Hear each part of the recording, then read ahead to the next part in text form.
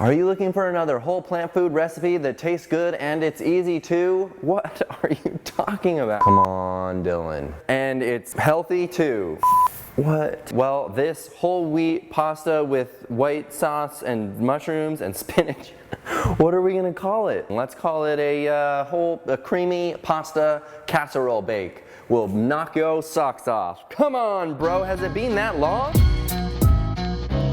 Hey everybody, this is Dylan. We are making a creamy macaroni casserole. That's what we're gonna call it. Cook up some pasta, make a sauce, chop a couple things, and we're done. We're gonna bake it, then we're done. First things first, if you want to use breadcrumbs at the end, I need to do this while the blender's still dry. So we're gonna blend up these 2 pieces of Ezekiel bread into crumbs. All I've done is I've taken 2 pieces of toast and they go in there and that's it. Get your tamper and let's grind it up into crumbs. Oh yeah.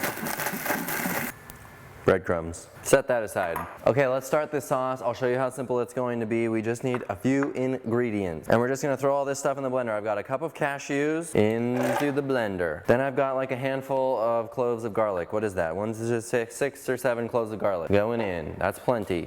I use a lot of garlic. Then I've got, I don't remember, I call this 2 tablespoons maybe of nutritional yeast. You don't need nutritional yeast, but it's pretty good. Then I've got like a tablespoon of lemon juice or so, 1-2 tablespoons, whatever. Then this little ditty here is a half a teaspoon of crushed red pepper, half a teaspoon of black peppercorns, and a half teaspoon of, what the hell is that? Oh, mustard powder going in. Then we've got 2 cans of beans, any white beans. I chose 1 garbanzo and 1 Great Northern because that's just what I had in the pantry. And those are going in. Try to find the no salt added. Oh boy, most of them got in there. Good. Okay, we need some water in there. So I've got hot water. I'm gonna put in like 3 cups of water. This is a big batch, by the way. This is like a double batch that's gonna fill one of my big casserole dishes. I'm using hot water because it'll help those cashews soak a little bit. And then we can just leave that. Put the lid on and we'll just set it aside for now. Let the cashews kind of sit there. We don't need to, if you're using a Vitamix, you don't need the cashews to soak because this thing will cream them up really nice. But if you're using a regular blender, you could let this sit for like 10 or 15 minutes while we're doing this other stuff, all right? Let's chop up some mushrooms. I've just got like between a half a pound and a pound of mushrooms that I'm gonna chop up. It doesn't matter how much. If you don't like mushrooms, you don't have to use them, but all I'm doing is slicing them up. Check it out, I'm cutting them in half and then just slicing them up.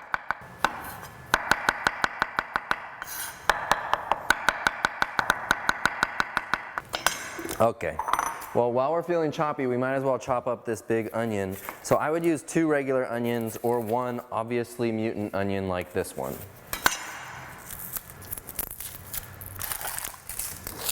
Jeez, okay. So this is going in our sauce, so we don't need to be that picky about how we chop this up. It can just be a nice coarse, whatever, chop. But we're gonna saute it first. Man, this is a monster. Okay.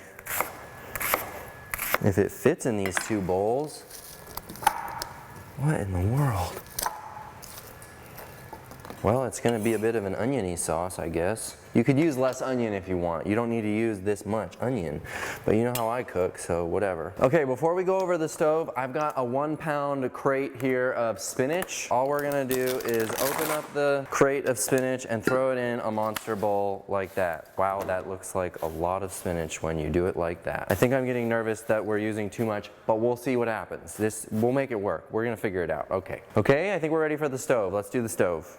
That's another reason why I wanted this to be hot, so that when we pour it into our spinach, it wilts it all up better. You could use frozen spinach and you wouldn't have to worry about that. You could use frozen spinach and just let it thaw and kind of drain out, and then you could put that in, you know, same idea. All right, our water's boiling, so I'm pouring in the macaroni. Be sure to give the macaroni a good stir for the first minute or so because it will stick to the bottom of the pot. At least it does for me. And we're not putting any kind of salt or oil or any BS like that into this thing, okay? So just give it a stir and let's get these onions going. Throw those in the hot pan. Sizzle on. That is a lot more onion than I anticipated. We're gonna roll with it. Wow. Oh, it stuck a little. See, you gotta stir this thing. For any of you newbies, no, I did not use any oil for doing these onions. It's just a little bit of water to keep it from sticking. Otherwise, you're just dry sauteing, and it's beautiful. The onions give off some water. As it starts to evaporate, you might have to add a little bit of water, no big deal. Let's clean this place up here. By the way, preheat your oven to 350. Those are looking nice. We're gonna be ready for a little water here. Let's get it.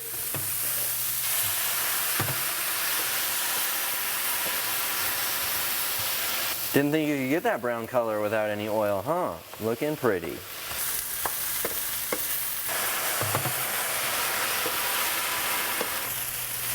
Okay, so the idea here is to not totally cook the noodles too much because they're gonna bake in the oven too. So these are just like a little bit undercooked. So I'm gonna take these mushrooms and I'm just going to throw them right in. We'll just cook the mushrooms a little bit and then we'll strain this whole thing. All right, these onions are ready to go. Kill the heat. Let's strain this out as well. All right, ready to go. So I did not rinse this pasta. You want to keep it hot, and we're going to dump it right into this spinach. It'll help us wilt our spinach down and get everything in there. Oh yeah. Okay, back to our sauce. Onions. Okay, let's see just what we can fit in this thing. But we're dumping the onions into the blender. That's the idea here. But I'm gonna probably overfill it, which was not intentional. Okay, looks like we're doing it all. Whatever. Rock and roll. See what happens. All right, that was like a good 30 seconds or more. I let it get really nice and creamy, and we're just pouring it straight in. Oh yeah. I hope that's about the right amount that I wanted, but we'll find out. Oh, it smells delightful. Okay, time for the monster spoon. Let's do this thing. Just stir it up and get it all nice and wilty and homogeneous or whatever. Oh yeah, it's working, it's wilting. Just turn it and stir it.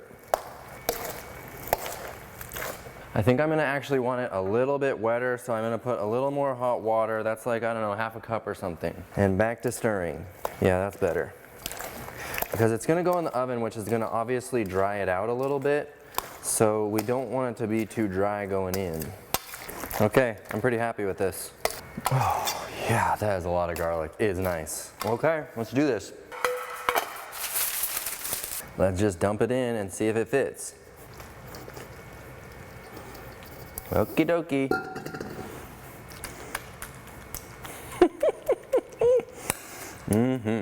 And now breadcrumbs, and we're just gonna start sprinkling them on.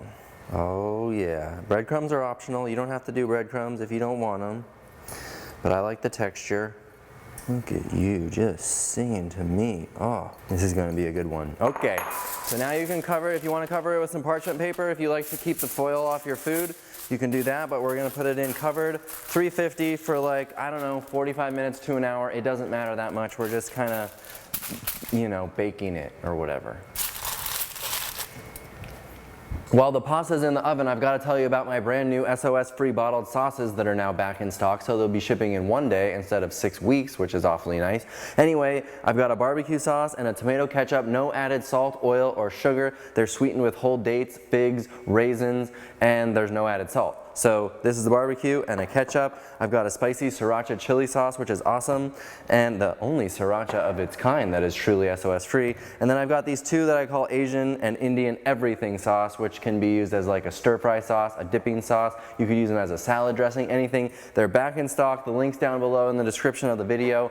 So get them. I'm not shipping internationally yet, but I'm working very diligently on that, and I should have them internationally available in a matter of a few more weeks. So stay tuned for that. Those are the SOS-free sauces. Yay! Let's eat. For the last few minutes that it's in the oven, rip the lid off and put it on broil so the top gets a little bit browned up, okay?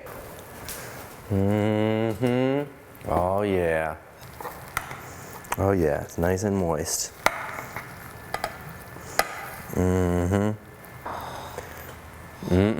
All right, let's hit it with some of that SOS-free sriracha, baby. Oh. All right, let's try it. Oh boy. Oh, it's piping hot. That is nice. It's super moist still. It didn't like dry out in the oven. So I put in just the right amount of liquid. The breadcrumbs give it a nice texture on top. I love this. And the sriracha is delightful.